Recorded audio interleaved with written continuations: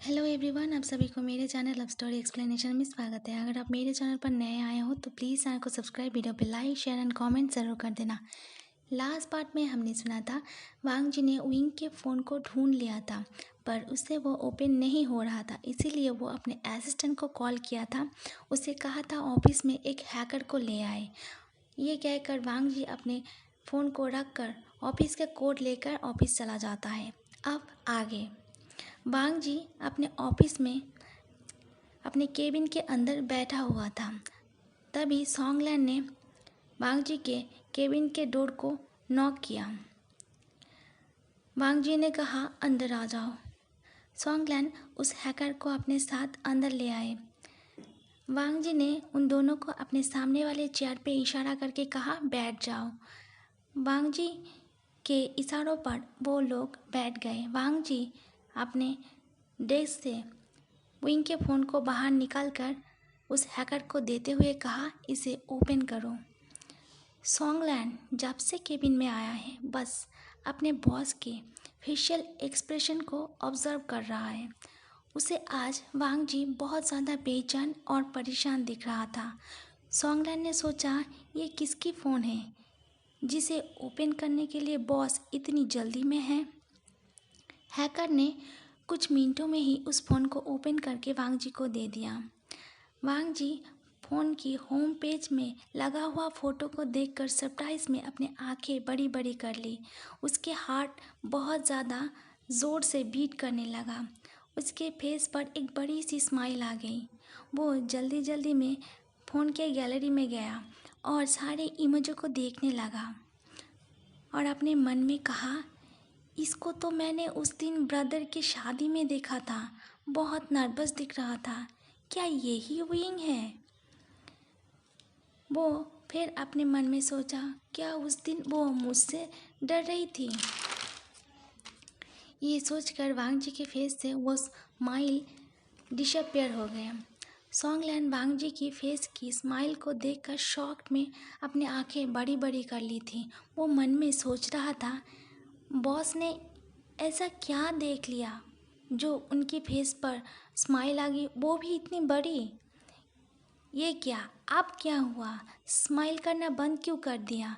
लगता है बॉस की दिमागी हालत ठीक नहीं है। वांग जी एक लंबी सांस लेकर विंग के फ़ोन को टेबल के ऊपर रख दिया और सॉन्गलैन की ओर देखते हुए कहा, तुम इनकी हैकर की ओर इशारा करके कहा, फीस दे दो, इन्हें बाहर छोड़ दो। सॉन्गलैन ओके बॉस कहकर हैकर को लेकर केबिन से बाहर चला गया। फिर वांग जी अपने फ़ोन से उस डिटेक्टिव को विंग की फ़ोटो और डिटेल्स भेज दिया।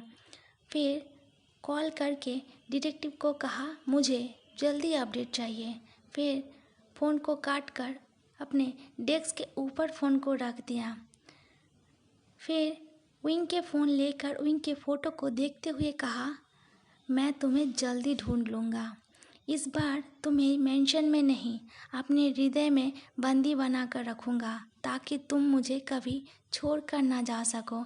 ये कहकर वांग जी अपने सिर को चेयर में पीछे की ओर झुका लिया। आंखों को बंद करके विंग के बारे में सोचने लगा। अब जियांग हाउस में आज याली की शादी थी। याली मॉर्निंग में बहुत सारा शॉपिंग बैग्स लेकर विंग के कमरे में गई। विंग को नींद से जगाते हुए कहा, उठो आशियान और फ्रेश हो जाओ, ब्रेकफास्ट कर लो, हम सबको निकलना है। विंग याली की आवाज़ से नींद से जाग गई और बेड पर उठकर बैठ गई। फिर याली ने शॉपिंग बैग्स को विंग के बेड पर रखते हुए कहा, ये सब मैंने तुम्हारे लिए खरीदा है, इनमें से जो भी तुम्हें पसंद हो तुम वो पहन लेना। फिर याली विंग के सिर में एक सॉफ्ट किस करके विंग के कमरे से चली गई। विंग फ्रेश होकर ब्रेकफास्ट करके याली की लाई हुई ड्रेस में से एक ड्रेस को पहनकर नीचे लिविंग हॉल में आई। फिर सब एक एक करके नीचे आई। याली आज वाइट ग्राउंड में बहुत ब्यूटीफुल लग रही थी।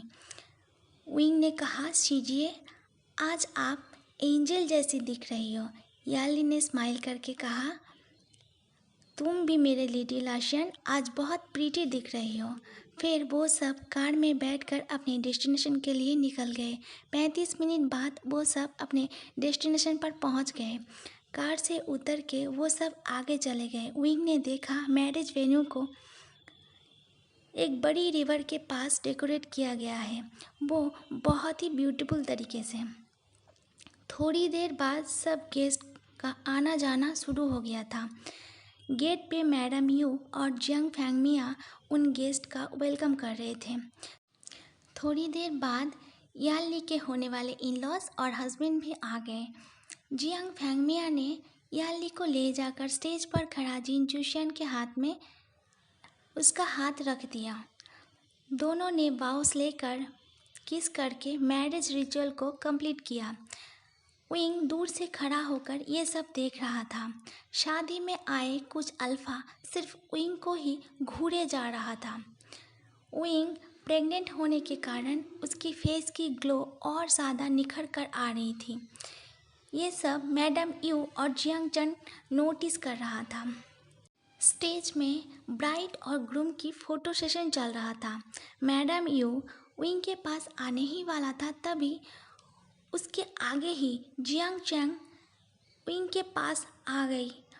प्रोटेक्टिव ब्रदर की तरह उसके हाथ को पकड़कर कहा, चलो। विंग जियांग चैन के सडन एक्शन से थोड़ा घबराते हुए उसे पूछा, कहाँ जाना है गागा? जियांग चैन ने कहा, थोड़ी देर में फैमिली फ़ोटोज़ क्लिक होने वाली है। मैडम यू जियांग चैन के प्रोटेक्टिवनेस को देखकर स्माइल किया। विंग जियांग चैन को कहा, गागा मैं तो आपके फैमिली मेम्बर नहीं हूँ। जियांग चैन ने विंग की ओर देखते हुए कहा, तुम हो। ज़्यादा सवाल मत पूछो, चुपचाप चलो। वो सब विंग को लेकर एक साथ फैमिली फ़ोटो क्लिक किया। विंग जियांग चैन के मुंह से तुम फैमिली मेम्बर हो सुनकर बहुत खुश था। शादी ख़त्म हो गई। याली सबको गुड बाय बोलकर जिन जिशन के साथ चली गई। आप 1.5 महीने बाद मैडम यू विंग को लेकर हॉस्पिटल गए थे चेकअप के लिए। वहां जाकर उन्हें पता चला था विंग के टमी में ट्विंस है। ये सुनकर विंग बहुत खुश था। विंग घर आके आईने के सामने अपने टमी पे हाथ फैला रहा था और खुश होकर स्माइल कर रहा था। उसके टमी अभी थोड़ी बड़ी हो चुकी थी क्योंकि उसके प्रेगनेंसी को 4 महीने हो गए थे। इसीलिए विंग अपने टमी पे हाथ फेराते हुए बच्चों से बात कर रही थी। आप ब्लॉसम मेंशन में वांग जी को अभी भी विंग की कोई न्यूज़ नहीं मिली थी। वो अपने बेड पर लेटकर आँखों को बंद करके सोया हुआ था। तभी उसे धुंधला धुंधला कुछ इमेज दिखाई दिया। इसी बेड पर विंग उसके साथ था। वो लॉकेट तब विंग के गले में ही था। उसने उस लॉकेट को तभी बहुत करीब से देखा था। वेट, कुछ दिन पहले ही मैंने उस लॉकेट को देखा। ये मन में आते ही वांग जी की आंखें ओपन हो गई। वो जल्दी में विंग के कमरे में गया, वार्डरोब को ओपन किया और उस लॉकेट को ढूंढने लगा। थोड़ी देर में वो उसे मिल गया। उसे हाथ में लेकर वांग जी अपने कमरे में आई और बेड पर बैठ गई। वांग जी सोचने लगा, इसका मतलब उस टाइम जब मैं रट में था तब विंग मेरे साथ था। ये बात मन में ही आते ही उसकी बॉडी में एक सनसनाहट दौड़ गई। वांग जी विंग के उस चेन को जिसके साथ वो लॉकेट लगी हुई थी उसे अपने गले में पहन लिया और स्माइल किया। सीचन ने वांग जी के लिए 2 नए मेड के इंतज़ाम कर दिए थे। वांग जी मॉर्निंग में ब्रेकफास्ट करके ऑफिस जाने के लिए मेंशन से बाहर आया। तभी गार्डनर वांग जी के पास आई एक फ्लावर लेकर। वांग जी उस फ्लावर को जानती है, वो उसके मदर के पसंदीदा फ्लावर है। गार्डनर उस फ्लावर को वांग जी को देते हुए कहा, सर ये आपके लिए। वांग जी गार्डनर को कुछ कहने ही वाला था, तभी गार्डनर ने कहा, सर ये विंग ने आपके लिए लगाया था और कहा था जब इसमें फ्लावर आ जाए तो मैं ये आपको दे दूँ। और उसने कहा था कोई भी इस दुनिया में शारीरिक रूप से हमेशा ज़िंदा नहीं रह सकते, पर हम हमारे अपनों को हमेशा ज़िंदा रख सकते हैं हमारी यादों में। उनके पसंदीदा चीज़ों में हम उन्हें याद कर सकते हैं। गार्डनर की तरफ देख के वांग जी ने पूछा, तुम क्यों कह रहे हो? वो खुद भी तो ये दे सकता था और ये सारी बातें कह सकता था। गार्डनर ने कहा, सर मैंने उसे पूछा था, उसने बताया कि वो अगर आपको ये फ्लावर देगी और आपसे ये सारी बातें करेगी तो आप उससे गुस्सा करेंगे, इसीलिए मुझसे कहा था कि मैं आपको ये फ्लावर दूं और ये सारी बातें कहूं।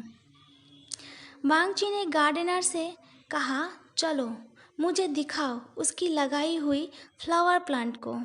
वांग जी को लेकर गार्डनर उस जगह पर गई। वहाँ उसके मदर के, जूनी के और उसके भी पसंदीदा फ्लावर प्लांट लगी हुई थी। वांग जी ने गार्डनर से पूछा, ये मेरी पसंदीदा फ्लावर जूनी और मदर के बीच में क्यों है? तो गार्डनर ने कहा, विंग ने कहा था क्योंकि आप उन दोनों की फेवरेट हो, इसीलिए। ये सुनकर वांग जी के फेस पर एक स्माइल आ गई और वो वहाँ बैठ गई, उस फ्लावर प्लांट को टच करने लगी और अपने मन में कहा, तुम्हें तो मेरे बारे में सब कुछ पता था। फिर वहाँ से उठकर खड़ा हो गई और सामने की ओर देखा। तभी उसकी नज़र अपने मेंशन के स्टडी रूम के विंडो में गया। उसने गौर से देखा, फिर अपने मन में सोचा, इसका मतलब उस दिन वो प्लांट्स लगा रही थी और मैंने उसको गलत समझा, गुस्से में उसकी हाथ जला दिया। ये मन में आते ही वांग जी वहाँ से तुरंत उठकर भाग के कार के पास गया और कार में बैठकर ऑफिस चला गया। अब धीरे धीरे टाइम बीत रही थी। आज विंग की डिलीवरी का दिन था। सब लोग बेसब्री से ओटी के बाहर इंतज़ार कर रही थी क्योंकि विंग ओटी में था। 2 घंटे हो गए थे। याली भी अब 6 मंथ की प्रेग्नेंट थी। थोड़ी देर बाद डॉक्टर ओटी से बाहर आए, स्माइल करके कहा, कंग्रेचुलेशंस, एक बेबी बॉय एंड एक बेबी गर्ल हुई है। सब सुनकर बहुत खुश हो गए। जियांग फैंगमिया ने पूछा, डॉक्टर आशियान कैसा है? डॉक्टर ने कहा, मदर बिल्कुल ठीक है, उसे अभी नॉर्मल वार्ड में शिफ्ट कर देंगे, थोड़ी देर बाद उसे होश आ जाएगा। एक नर्स 2 बेबी को ले आकर मैडम यू को दे दिया। डॉक्टर और नर्स वहाँ से चले गए। सब फैमिली मेम्बर ने एक एक करके बेबीज़ को अपने गोद में लिया और प्यार किया। थोड़ी देर बाद सब लोग विंग के पास कमरे में गया। विंग को होश आ गई थी। मैडम यू पहले एक बेबी को विंग के गोद में दिया। विंग की लेफ्ट हैंड में बेबी की वेट पड़ते ही उसकी हैंड शेक करने लगी। मैडम यू जल्दी में बेबी को विंग के हाथ से ले लिया। विंग अपने हाथ को देखकर बहुत दुखी था। उसकी आँख आंसुओं से भर गए थे। मैडम यू ने प्यार से विंग को कहा, बेबूशियन, तुम एक एक करके बेबीज़ को गोद में लो और अपने बेबीज़ के वेट को अपने राइट आर्म में रखो। विंग ने भी वही किया और एक एक करके बेबीज़ को लेकर अपना प्यार और ब्लेसिंग्स दिया।